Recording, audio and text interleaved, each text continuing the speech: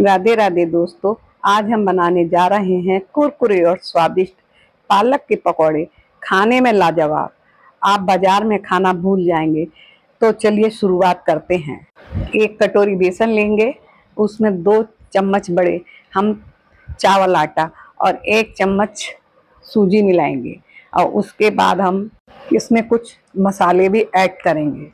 चौथाई चम्मच हल्दी, आधा चम्मच मिर्ची, आधा चम्मच अजवाइन और स्वाद अनुसार हम नमक ऐड करेंगे। 1 चम्मच आप गरम तेल डाल दीजिए, जिससे कि कुरकुरे और स्वादिष्ट आपके पालक के पकौड़े बनेंगे। अब इसमें हम थोड़ा थोड़ा पानी डालकर घोल तैयार करेंगे, जिससे कि इसके अंदर गांठें ना आए और स्मूथ हमारा घोल बनकर तैयार हो। जब तक मैं ये घोल बना रही हूँ, आप मेरे चैनल को लाइक कीजिए और सब्सक्राइब भी कर लीजिए यदि आपने सब्सक्राइब ना किया हो। अब ये हमारा घोल बनके तैयार हो गया है।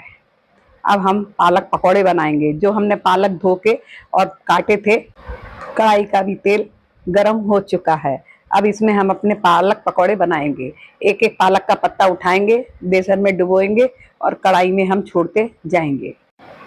इसी तरह से आप बेसन में डुबोइए और उसको कढ़ाई में छोड़ते जाइए। पकौड़ों का बेसन थोड़ा गाढ़ा ही रखना है, पतला नहीं करना है, जिसपे कि पालक के ऊपर अच्छे से कोट हो सके। पालक के पकौड़ों को हमको पूरे करारे नहीं सेकने हैं, आधा ही सेकना है और उतार के हम कढ़ाई से निकाल लेंगे। इसी तरह से हम फिर उसमें और पकौड़े डालते जाएंगे और सेकते जाएंगे। इस तरह से हम सारे पकौड़े अपने सेक लेंगे। यकीन मानिए, बहुत स्वादिष्ट और कुरकुरे आपके पकौड़े तैयार होंगे।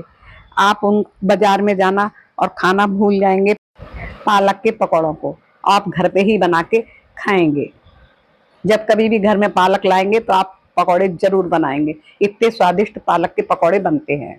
थोड़े ठंडे हो जाने के बाद अब हम इनको दूसरी बार फिर कढ़ाई में फ्राई करेंगे, जिससे ये बाजार जैसे ही करारे पालक के पकौड़े बने। दूसरी बार फ्राई करने से पकौड़े बहुत करारे हो जाते हैं, अतः दूसरी बार फ्राई जरूर करें।